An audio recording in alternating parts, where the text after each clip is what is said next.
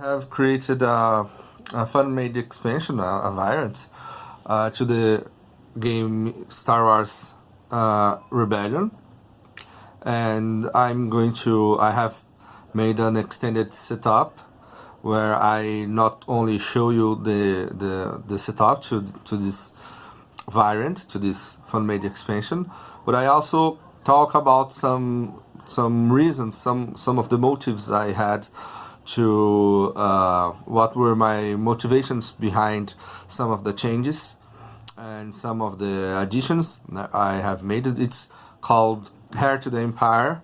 It is based on the Timothy Zahn trilogy of books, the Thrawn trilogy. So from that is from Heir to the Empire to The Last Command, and I'm going to show you a small walkthrough to the to round, how each round goes in this new variant, in this new way to play the game. So I'm going to show you the board, and phase is the assignment phase.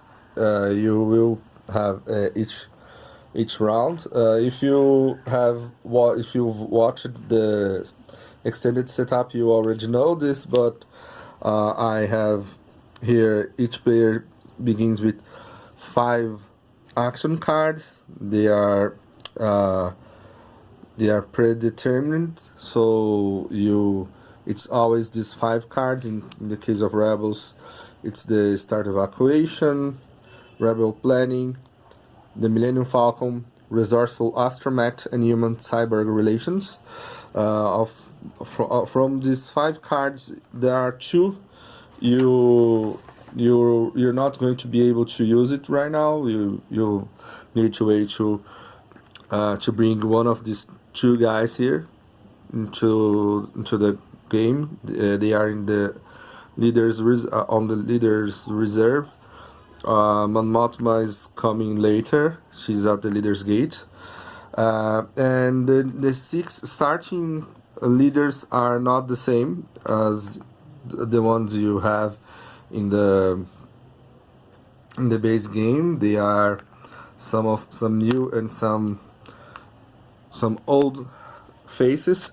Here we have Luke Skywalker with Yoda. This is Princess Leia. This is Talon Karrde. If you've read the books, you might remember this guy. This is Han Solo. Gina Shawn, she is not in the trilogy, but she is not mentioned during the books, but it's safe to assume she is part of the rebellion by that time. And she was made by another Board Game Geek user. I'm going to credit him. You're probably seeing his name right now. And this is Mara Jade. I have no idea how to pronounce her name, but she's quite a strong character here as well. You see, she's I don't know, good match for. She's in the Princess Leia, Han Solo, and Luke Skywalker level, I believe. No, not Luke Skywalker, because Luke Skywalker is just too amazing of a leader, but you get the drill. She has 5 icons here, and she can activate systems, so quite a powerful starting hand for the rebels. Also, the rebels begin with the usual 4 cards, and plus plan the assault. Here we have the infiltration card that has a new text on it. So there are just 2 cards that have additional text on them. They are the infiltration card, and the other is Stolen Plans. Both are in the rebel mission deck. The rebels also begin with Plan the Assault. This is not considered to be starting starting card, but it does begins with the rebels, because, as I said in the previous video, it does make, it can make quite a difference to the rebel player, and there are two different games. I believe this is a game changer, so for balancing purpose, I decided to simply let the rebels begin with the card and balance the game with this card in mind. With the rebels without this card, they have to adhere to a different plan, a different game. And this here are the two cards that I have drawn as usual during setup. They are both diplomacy missions, and which is quite good. Both are quite good to the rebel player. I have also the rebels also begin with that star plans, because now the Empire, I'm going to show you the board. The Empire begins with no Death Star. The three Death Stars are over there, but the game do begin with some planets already blown up from the last conflict. So also there is this new board over there. That's where the Empire, that's the systems, the routes the Empire will use to attempt to recover the galaxy, to and reconquer Coruscant, that now has a rebel icon on it. So, well, that's what you need to, basically what you need to know about the setup for now. So the first step, the first phase of the round, that is the assignment phase. You will proceed as usual. Just place them like this and place cards like this. If you want to use one of those cards, you will use it right now. And let's place, I don't know, maybe what's this one?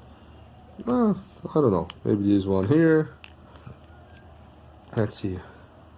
Then the assault. No, this one is not going.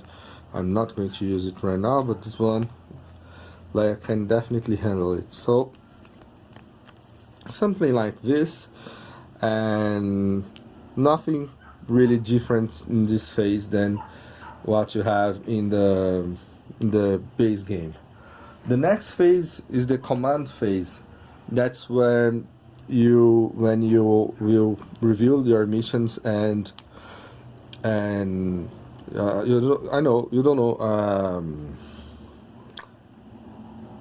Well, when you are going to reveal your missions and just send the leaders to the board to execute them. So attempting any rebel system like this, right? And here there are some, the flow of the game does not change, but there are significant changes in the execution. So I'm going to talk about each of these differences right now, like this. You can see I'm going to make things easier. I'm going to, I don't know, let's see. So, yeah, it may be something like this.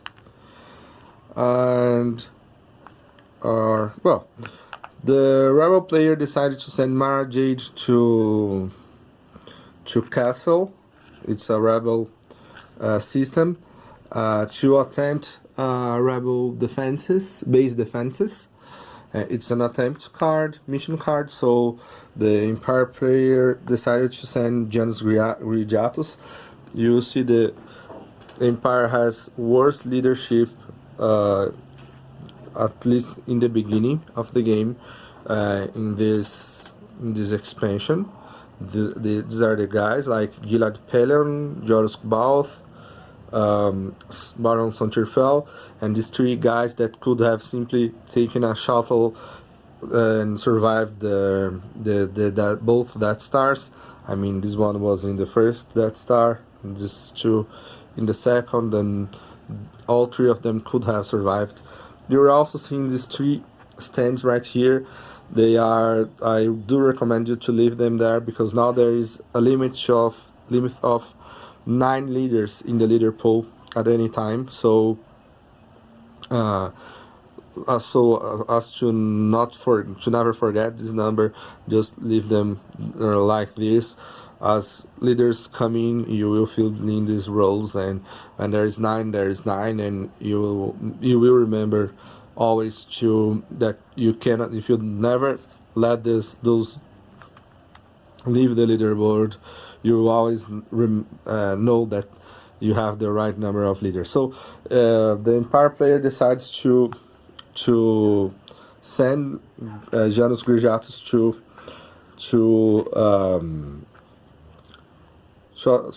defend this to confront Mara Jade and maybe stop her from achieving her goal in the mission, she was assigned. So let's imagine they had a draw, maybe a draw or something. No, not a draw. Maybe something like she was successful.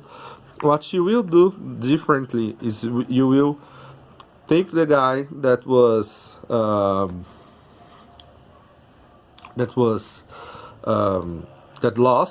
the confront in this mission. In this case, it's a mission, and he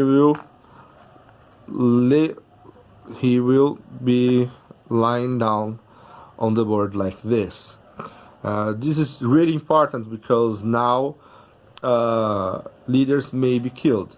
That's definitely not possible in this case because it's going to be there's no, I cannot see the Empire really invading here, nor well, I cannot because there aren't too many Imperial forces. But let's imagine one of these forces right here. These are the invading forces for the Imperial player, and each of these forces, let's see, the first sector task force can invade both Hoth or Utapau, and you can send these two systems are considered to be adjacent to this sector. This is the unknown regions, so this is just a route this task force is using. Sometimes it will get really crowded like this, but I don't see any problem. You just place things right at the front like this, okay, if needed. Just make the board a bit bigger. I felt no need. This is the right side because it's already taking a huge, I mean, my entire table is filled with stuff already, so I believe that's the correct size. That's the right size. But let's imagine this is the third force from, I don't know, from Moon Calamari. I'm going to do, let's see, let's imagine it's invading this round, and to invade you don't need to take everything from this at a time. You can take just some of them and leave something behind there. That's okay, that's completely okay. Both of these systems are considered to be adjacent to these three sectors here, to these three invading sectors. And let's imagine that Moff Judgerhood was sent to, or let's make it more thematic and send Gilad Pelion to activate this system. Well, the problem is with this is that once activated, you cannot move again this round, but not exactly in this game, because this is a new board that was added to the game, and this is Grand Admiral. This is the Grand Admiral board, and this guys here. This is Admiral Thrawn, and these three admirals here that are under his direct command. And here you have the Nogri Death Commandos, and these guys here, they are always here in this board. They, even when you send them to the leader pool, they must go back to this board at the end of the round. But what's more important is this guy here, this little token here that it's added with the expansion. And by expanding one of these tokens, the Admiralty tokens, Thrawn may activate one of the 6 abilities he has. One of them is Mastermind. He may spend 1 token to add 1 success to any mission attempt. The second is Grand Admiral. He may spend 1 token to draw 1 space and 1 ground combat cards, but this must be done before any dice are rolled. He has this Warlord ability. He may spend 1 token to send a character from this board to the leader pool, and the leader returns to this board during the refresh phase instead of returning to the leader pool. Here is the one that may be interesting to us right now. It's the Heir to the Empire. He may spend 1 token to remove from the main board 1 Imperial leader. This leader must be set aside and cannot be used again this round. He returns to the leader's pool in the refresh phase. There is a warning here, because a leader may be killed this way, and I'm going to explain you exactly how. He also has Interdictor class Star Destroyers. This means that there are Interdictor cruisers along with these Star Destroyers. I always consider this each unit not just a unit, but a fleet or a squadron. So that's how that's my interpretation of each of these. I mean, this is not just a TIE fighter. It's a TIE fighter squadron, or this is not just a flagship. It's the flagship fleet. So it's the Chimera fleet. So what this means is that when the Rebel fleet moves from the Rebel base to a system, if there are Star Destroyers in an adjacent system, Thrawn may spend 2 tokens to immediately engage that fleet and combat issues. You are not going to use this ability in the beginning of the game. First, because Thrawn begins with only 1 of these tokens, and he must be really thoughtful about how he is going to use this token. You probably notice that each of these abilities is really good. They are really good, but it doesn't matter, because he can only spend 1 token at the beginning of the game. So but in the end, when mostly to defend those 2 systems of Wayland and Bill Brinky, he is going to be able to. He's probably going to need this one here basically to defend that assault if it comes to this. And the 6th is the Empire of the Hand. Thrawn may deploy 1 TIE fighter or 1 stormtrooper unit in a loyal system or in a subjugated one, and the system must be located at the edges of the board. what I meant by that is they must be in one of the systems that are adjacent to the task forces, like Hot or Utapau from the first task force, or here we have Hoth or Nalhuta, and from this one Mun Calamari or Dantooine. Okay, so during this first round, let's imagine that Thrawn really wants to get there or something, and he decides to spend one token to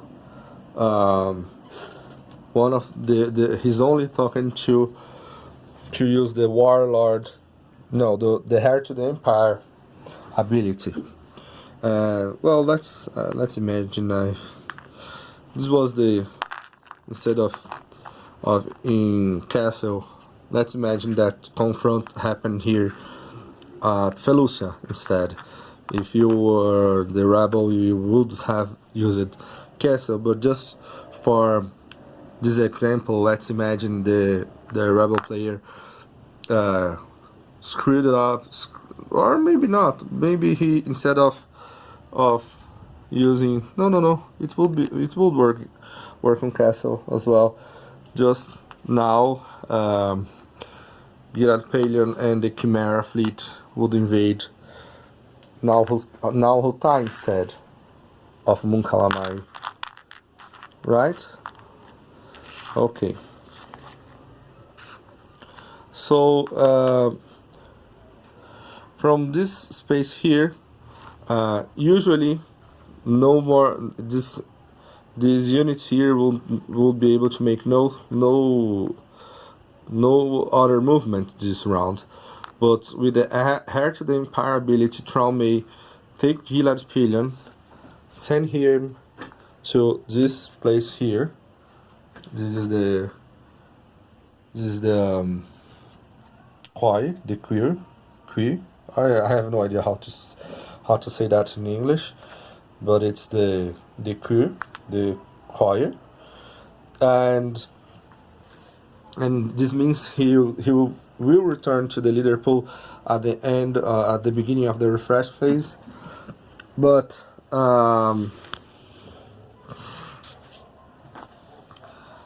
now the system has no leader attached to it. Let's imagine now that the Empire decides to send the crazy clone, the crazy Jedi clone Jorsk Balth, to activate this system here and send this entire fleet to fight here. Okay, and combat will ensue, and let's suppose now that, I don't know, it's quite a strong force, but it's not impossible for the rebels to defend this position. And let's imagine now that Mara Jade ends up victorious in this case. As there is already a leader here, and he is lying down on the board, he is removed from the game. He's killed. I mean, the Empire decided to invade and they lost the combat. So what this does means is that 2 consecutive failures from a leader will get him killed. There are ways to prevent that, and the first one would be for the Empire, the Imperial player, to not invade a system where there is a leader lying on the ground.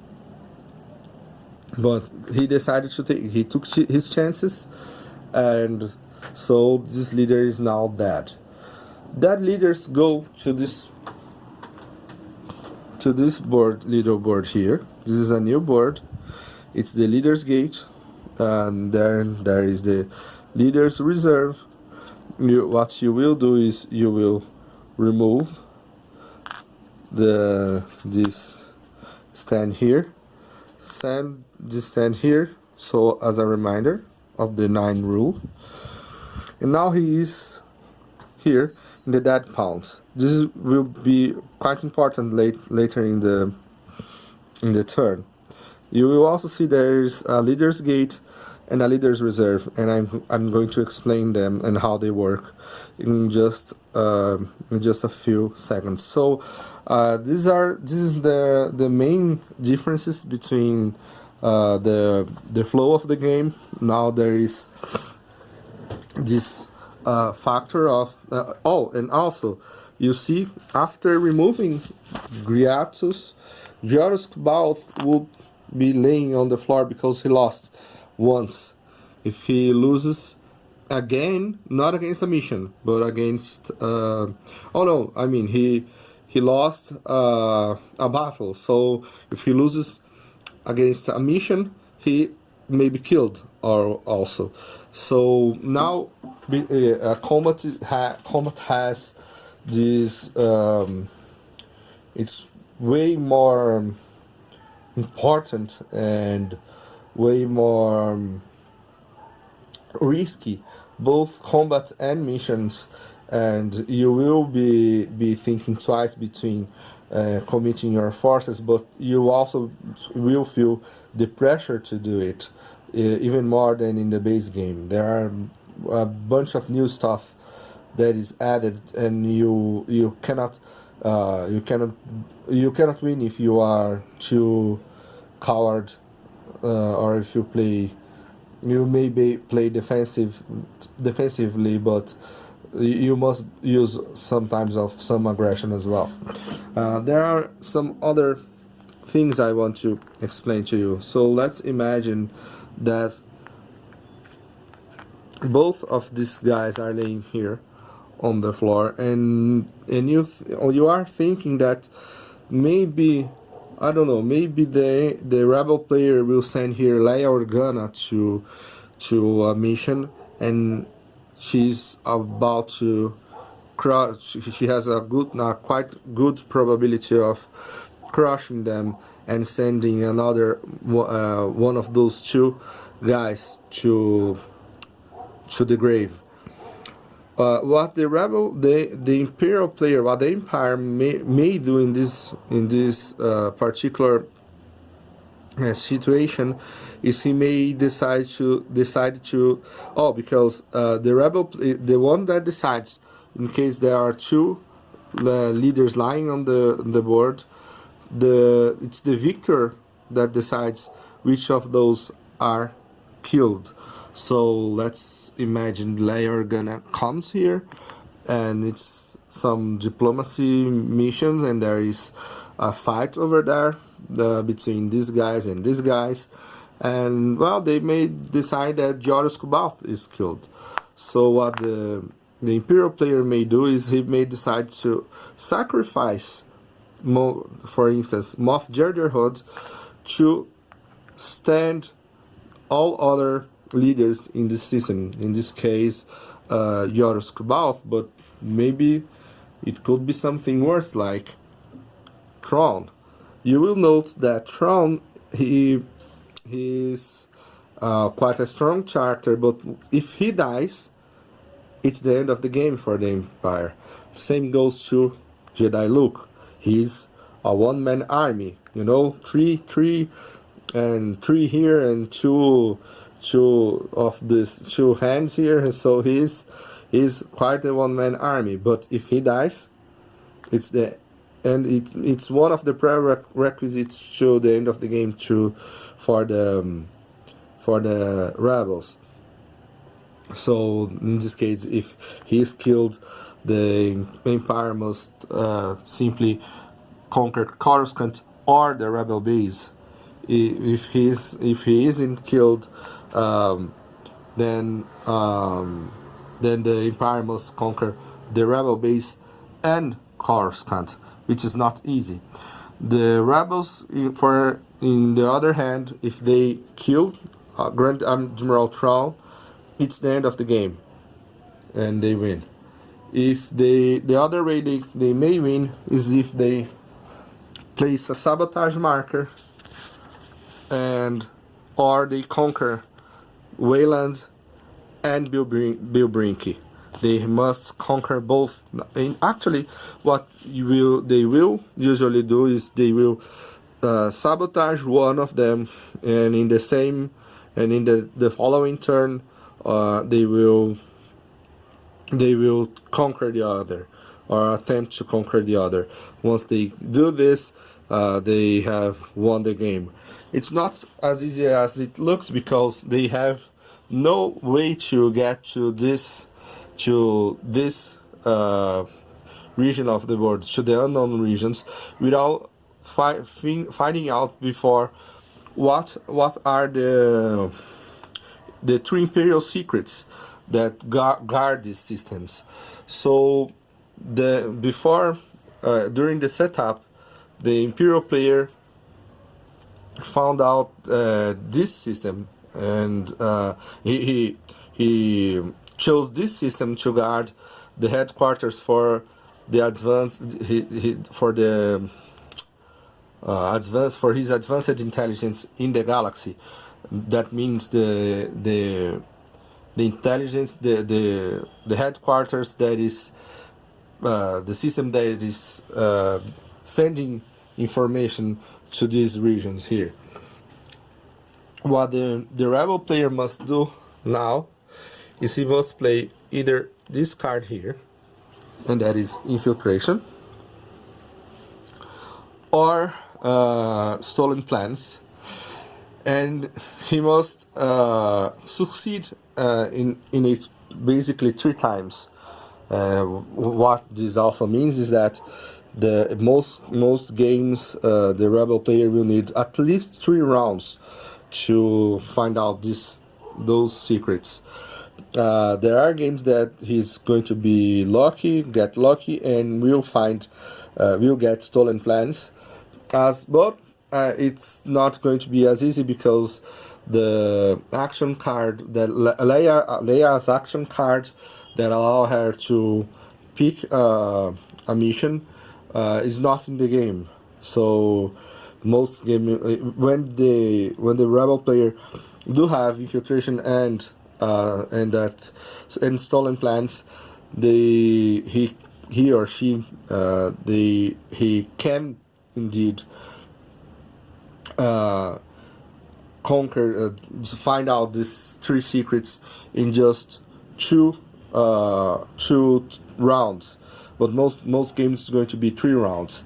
What the new text says is that if you have found no Imperial secret yet, it's the case. Let's imagine it's the beginning of the game.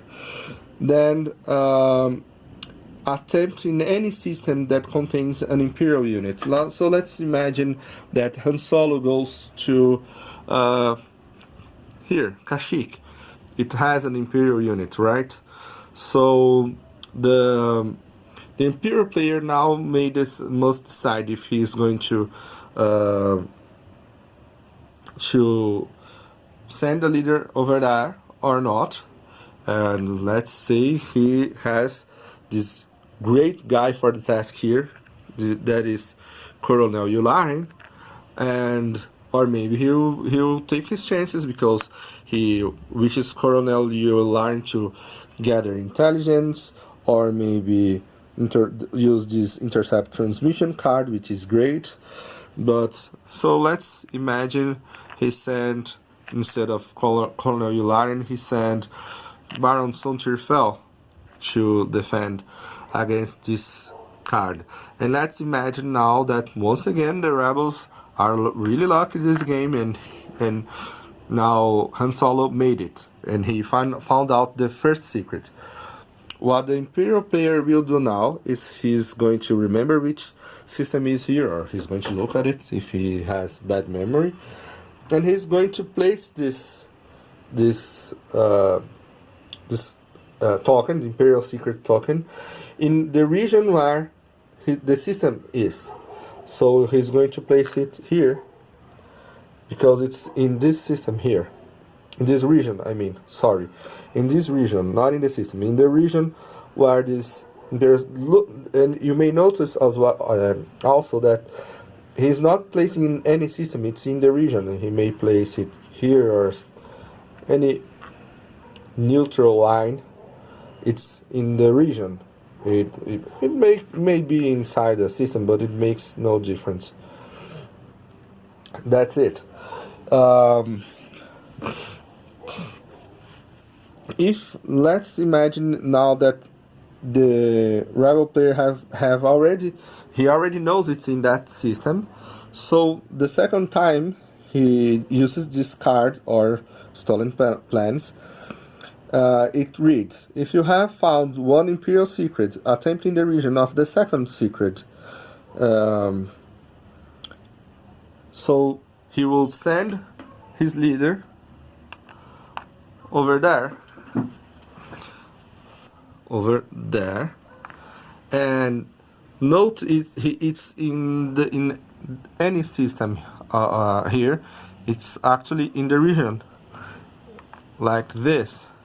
So it's a complete different game, because even if the Imperial player sends a leader over there, he's stomping no units. It's not here on Naboo, nor is in Dantooine, nor is in Sullust. So the second attempt, when this Imperial secret is in this line, it's really tricky to the rebel player. The third one is going to be, so let's imagine that once again Han Solo was successful, and now the Imperial player must place this second token exactly on the system that guards the third secret. That is, where is the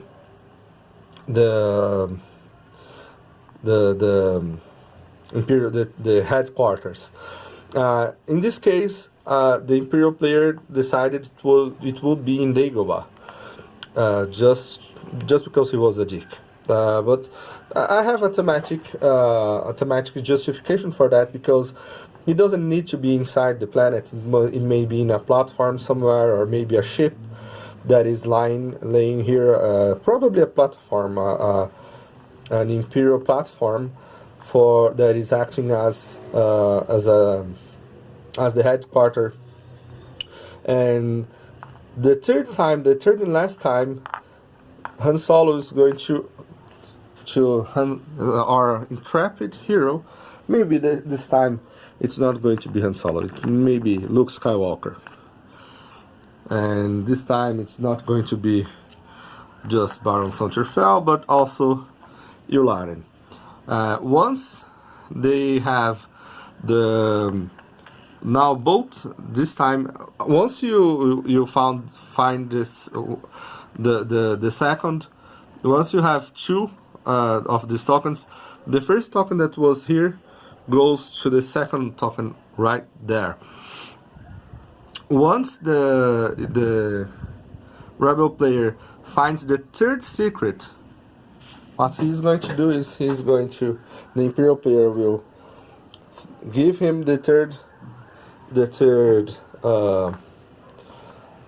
token, and now he may once in possession of the three tokens, the three Imperial secrets, he has complete access to these regions here.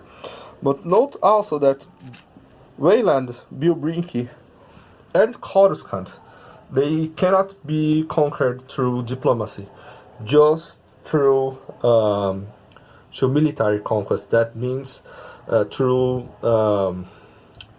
boots on the ground.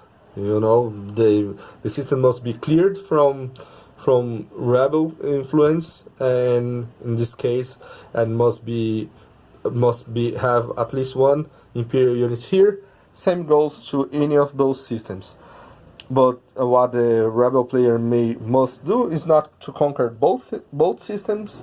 He only needs to place a sabotage marker in one and to conquer the other. So it's not that easy to the Empire to defend these systems once they have been discovered.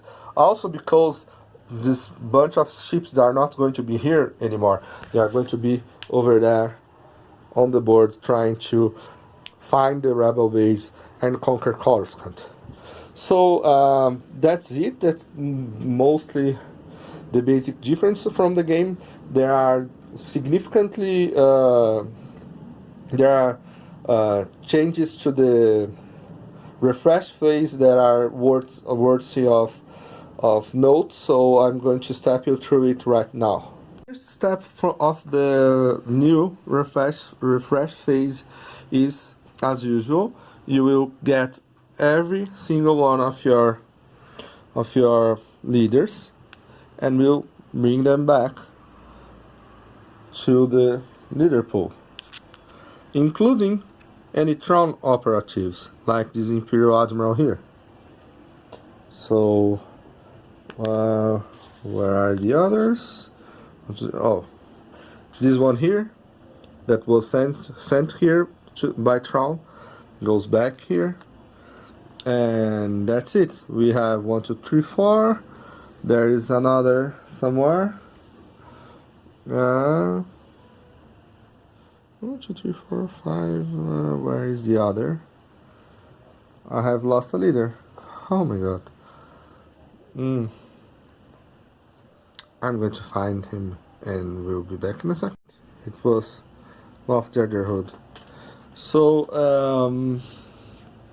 once you have all of them here, you will take this guy right here, and that's the second step, and you will send him back to the Admiral board. Now, what you will do is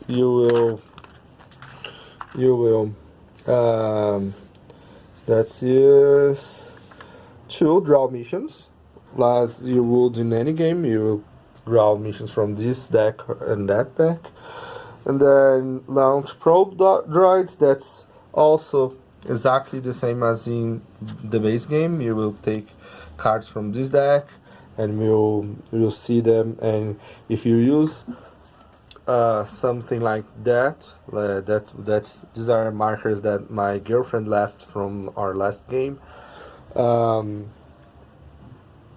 and so you will use, there is that, then you will have no problem with those, because they are just about the same as you had before. So then the draw objective step is really different here, because the rebel player now will not automatically gain 1 objective deck. What he will do, however, is he's going to check if he has more non-subjugated loyal systems than the Imperial player has loyal systems, and in this case this is a no, so he's not going to draw an objective. Be reminded, however, that whenever the rebel player do get a rebel objective, most likely there is quite a big chance he has already fulfilled that objective. I mean, he begins the game with 1, 2, 3, 4, 5, 6 rebel systems. So there he has quite a good chance to fulfill any objective deck. But this game is not about the rebel effort. It's about the Imperial effort to reconquer the galaxy. So now there is this marker here, this Imperial reputation marker. This is Thrawn's reputation marker, and most of the time what will happen is that every time the rebel player he doesn't draw an objective card. This token here, the New Republic reputation marker, is going to slide down towards the one. It's different this time around because that's what you want to happen in the base game, but that's not what you want to happen in this game. When you are instructed to decrease, to lose a reputation point, you go towards the number one. When you're instructed to increase your reputation, or when you gain one reputation point, you go up towards the number 16. So in this case, the rebel player will lose one reputation point from the 7 to the 6. Now, you will see here, it has this, the Empire advances his reputation marker if he controls more systems, and now you will count both loyal and subjugated systems, unlike what happens with the count you just made about the with the rebels. It may happen that the rebel player doesn't have to go up and draws an objective card, and even so the Imperial player goes up in the track. In this case, the Imperial player will go up. This is important because the difference between this number here and this number will determine how many Admiralty tokens Thrawn will draw. It's a minimum of 1 and maybe 1 more. In this case, he's going to get 1 that he always get every turn, every single round, and another one from this difference that will be 2, which is quite powerful, as you may have already guessed by his abilities. That he has a maximum of 6 spots here, and he is going to be filling these spots here during the course of from round to round, because he is more powerful when he can do a lot of stuff in a single round. So that's a little tip for you right there. It's not that easy to balance this out. So if you decide to play this variant, this my Fanmade expansion, please, if you find out there is something that could be made to balance this one out, please let me know. In my experience, it is balanced. In my experience, I have both sides winning, but well, it's going to be great to know. So that's it. Now there is the advanced time marker here, and there are some significant differences here as well, because the build icon is going to be exactly the same. You will do exactly the same as you do in the base game. So the rebel player will now count Coruscant and the rebel base, right? And all the rest of these systems. But the Imperial player will have Wayland and Bilbrinki to balance things out. So, and they are really powerful systems. So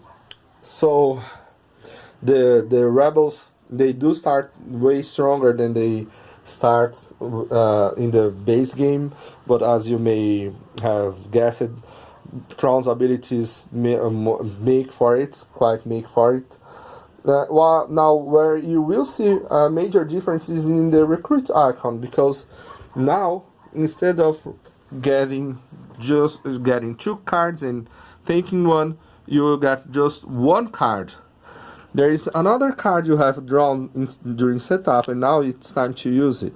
You will draw these 2 cards right here, And now you may be able to, you will be able to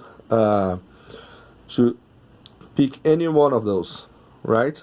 So let's imagine now I want Boba Fett. So this card here, I'm not going to discard it. I'm going to leave it right here. Okay, and I'm going to add this one to the other 5 cards I have here from the beginning of the game. And so you will be doing a lot of stuff in this game. But now I'm going to get Boba Fett. Let's find Boba Fett. Here, Boba Fett. Now, instead of placing Boba Fett here in the leader pool, that what you would do normally, you will place him here at the leader's gate. Why is that? Because you will be able to choose between these 3 guys. Of course, Boba Fett is way better than Bossk because he has everything Bossk has, and these 2 icons right here. But there is High Inquisitor Tremaine here as well. So High Inquisitor Tremaine has 2. He has a different stats here, and he also can activate systems. Then you may decide some. Well, I like Boba Fett that much. So now you will be instructed here. Let me show you. To 6. There is another step here. It's organized leadership, and let me step you through it. Now, the first step is choose one leader on the leader's gate and move him to the leader's reserve. So what you will do is, as instructed, you will select one of those 3 guys and you will place from here to here, somewhere in the leader's reserve, right? Now, you will move one leader from the leader's reserve to the leader pool if you recruited one leader this round. So in this case, I can place any one of those. It doesn't need to be Boba Fett, but I may bring Boba Fett right from the leader's gate to the leader's reserve, and from the leader's reserve, yes, to the leader pool. Here.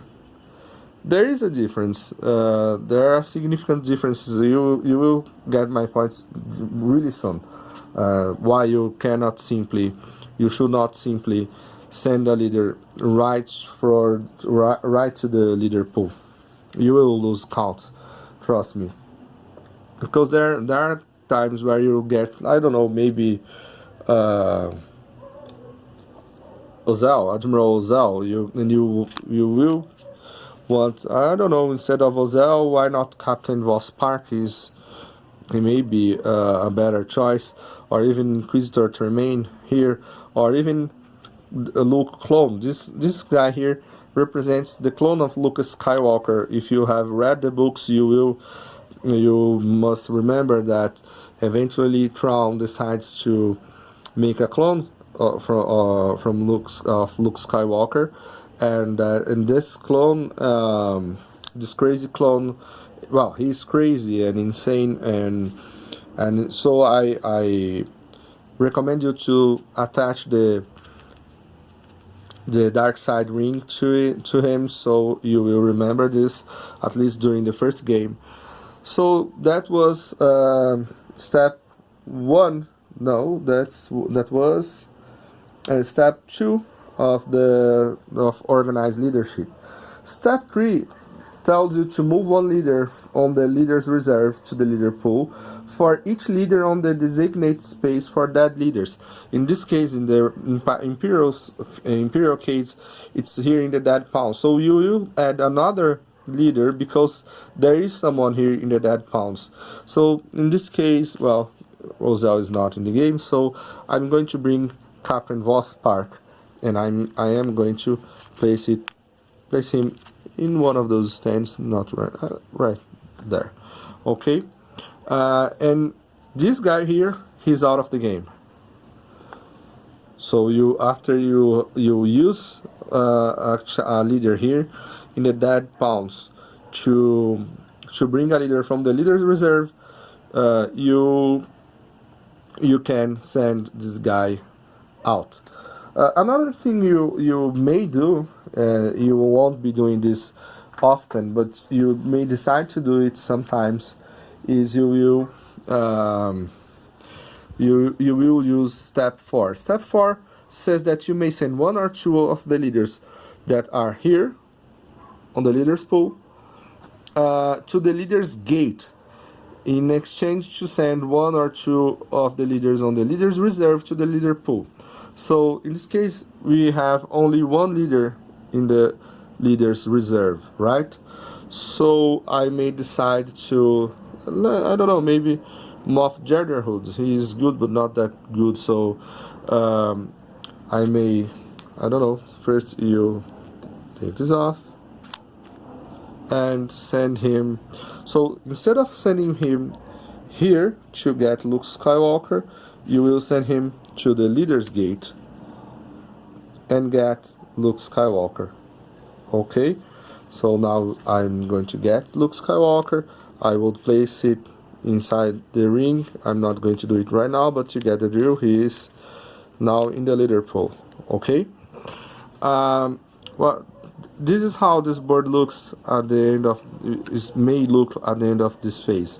There is going to be someone here in the leader's reserve and some characters here at the leader's gate. Every single round you are going to bring some character from the leader's gate to the leader's reserve.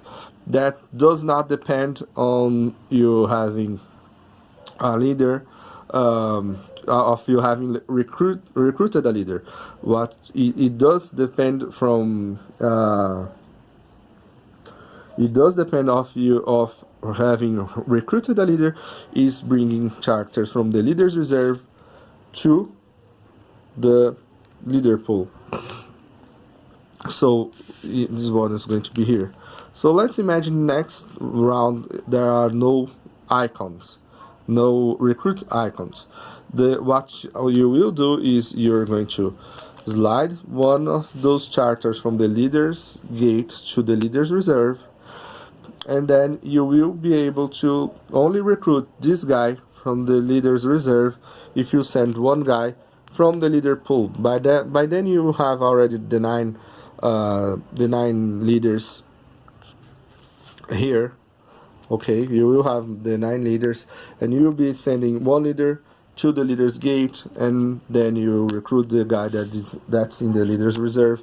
And what this means also is that it will take time for you to, it may happen that it will take time for you to be able to get all these characters that are here in the leader's gate. So sometimes you will have 9 leaders in one round, and suddenly you have just, I don't know, 8 leaders.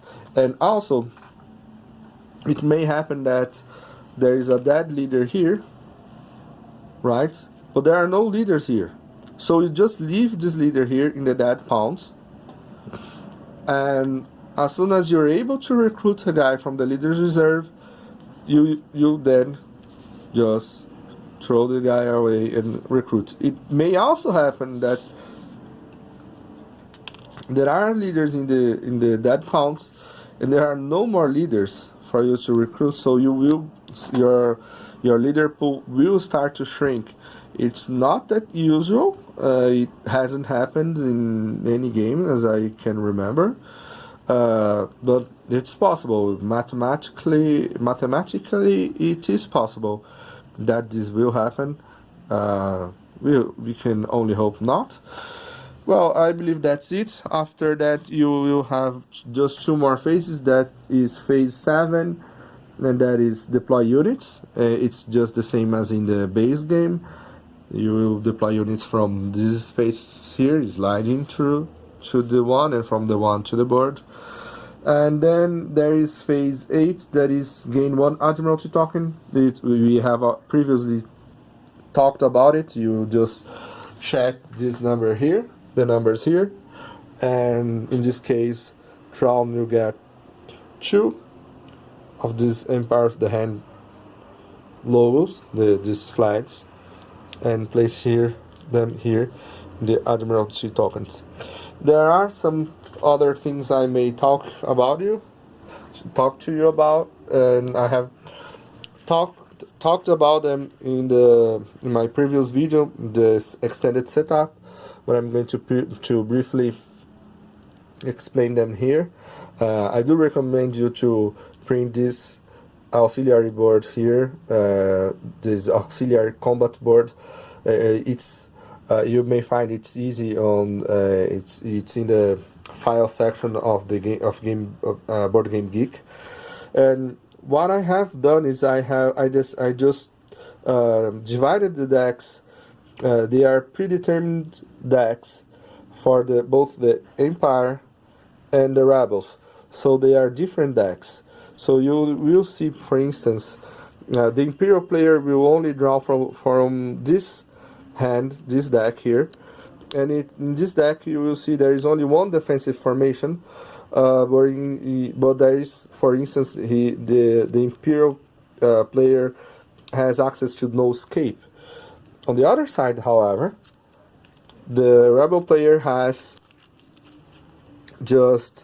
he has two defensive formation cards, but he has none of those aggressive cards like no escape or for instance onslaught. He has no onslaught, so they play differently. If you're interested in this aspect of the variant, I recommend you to not only read the file, you may decide to take a look at the extended setup. I have probably in the description there. I intend to place exactly where you will find the explanation for it in which minutes and seconds. You will find the explanation for how the combat goes in this variant. You may decide to use the base game as well, but I cannot recommend it because I haven't play tested. I have only play tested with this variant here, this combat, the way I play combat right now, and I really like this way, the way we are doing combat right now. Also, what else? I believe that's all. I believe that's all.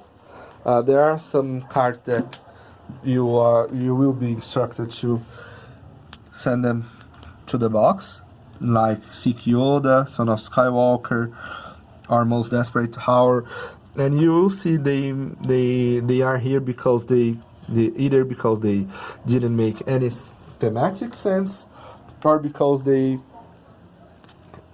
make no mechanic sense. For instance, Luke Skywalker Jedi and the Yoda ring are already here on Luke Skywalker, so there is no reason for Seek Yoda to not be there. And I needed Luke Skywalker in the game because I needed a strong character to balance out the Thrawn board over there, and Luke Skywalker is the best leader in the entire game. Also, there is a variant if you want to play with both with either Palpatine or Vader together with Thrawn, because they are really strong leaders, and I do have a feeling that they could I don't know, maybe unbalance the game somehow. I haven't play tested with neither of these guys here on the board.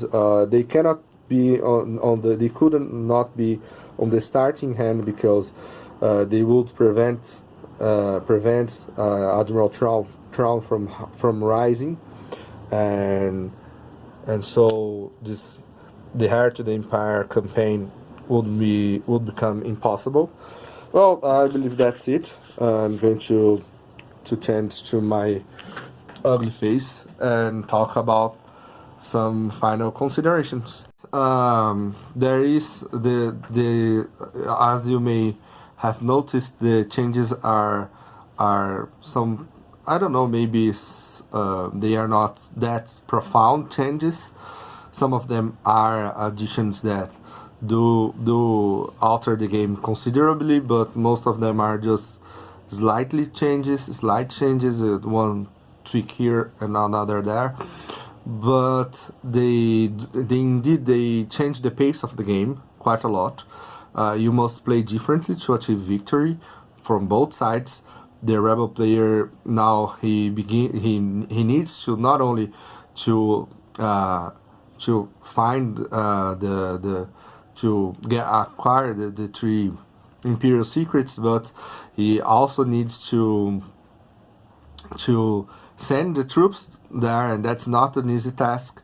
He cannot just go unprepared to that attack over there. He must conquer. He must fight for at least one of the 3 edges of the board. He must send troops to at least one of those systems. There are going to be, if I hope you will find it amusing, that there are going to be sacrifices. Sacrifices are going to be made, and leaders are going to be killed.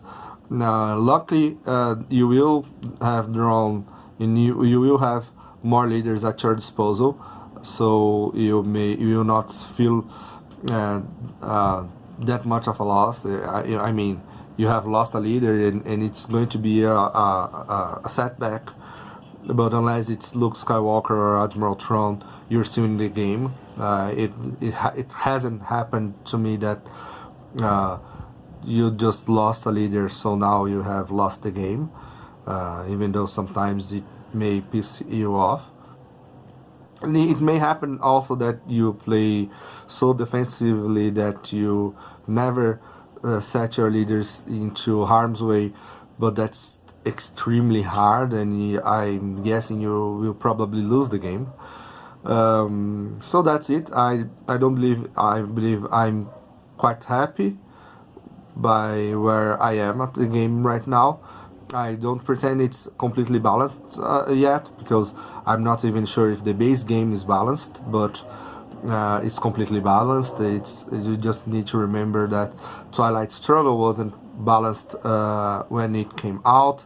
War of the Ring, the first edition, wasn't balanced either. So you cannot expect a game of this magnitude to be completely balanced. So this being a Fanmade expansion, you can imagine I haven't played with that many people. I have one main gaming partner.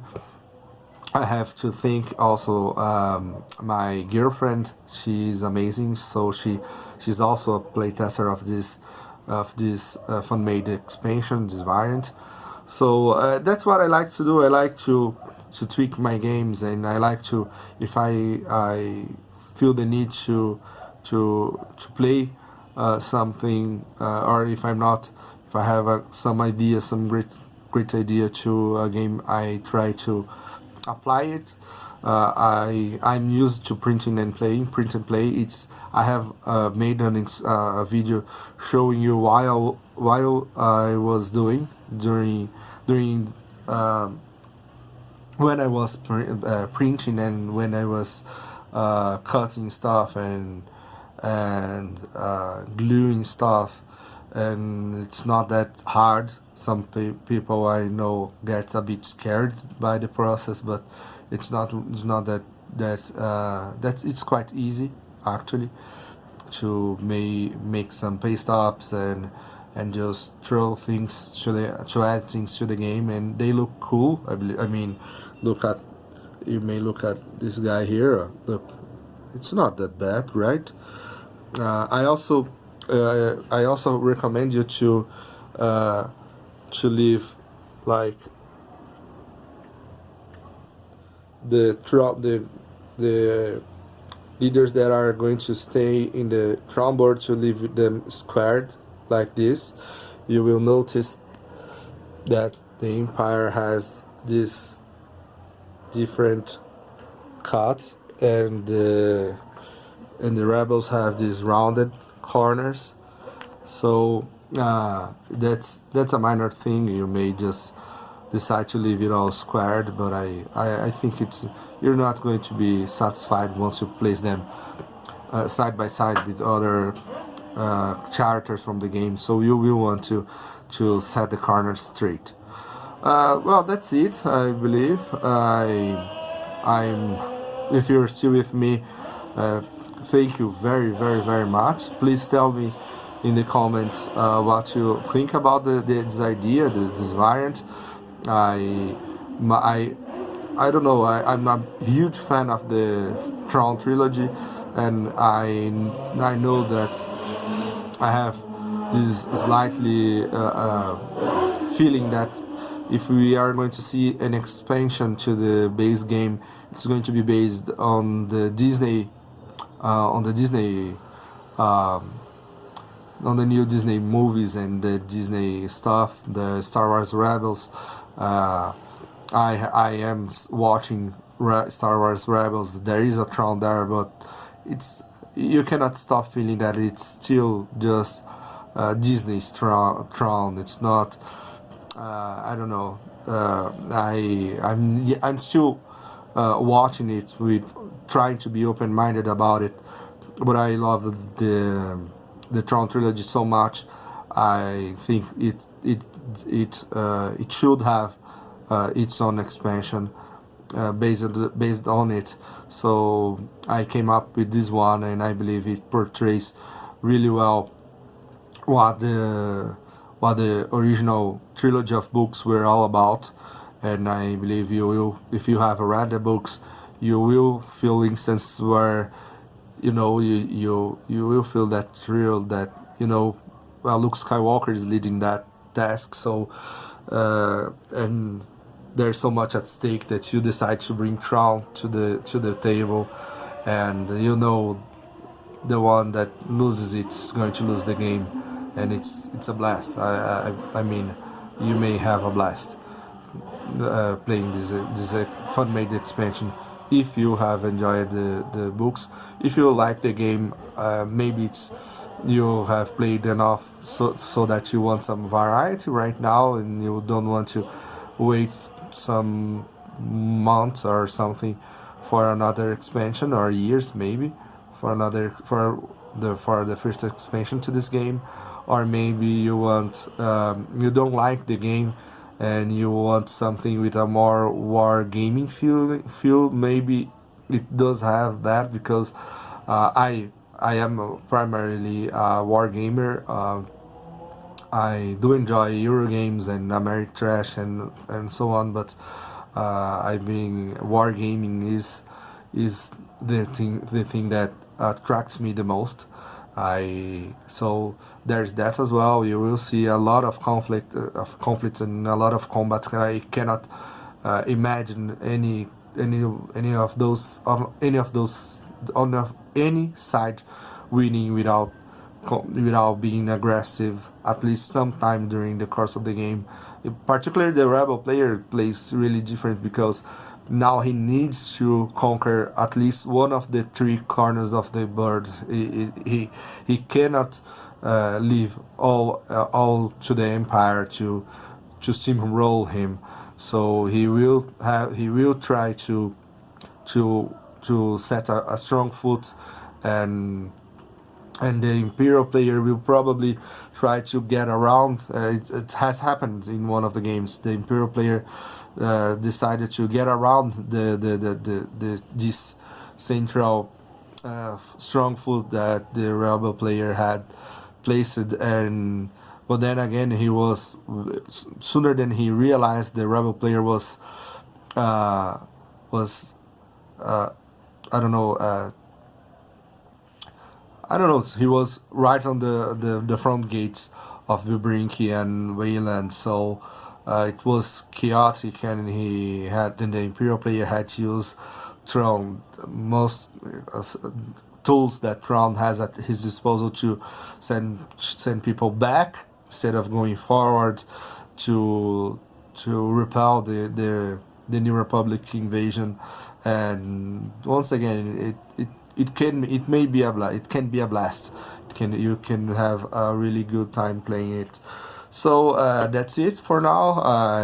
Once again, thank you very much. If you like this idea of a guy that just makes fun made expansions and shares it with the rest of the world, because I've been keeping mine most to myself, and my girlfriend is actually the to be responsible for telling me that, well, maybe I should try to share it with the rest of the geek.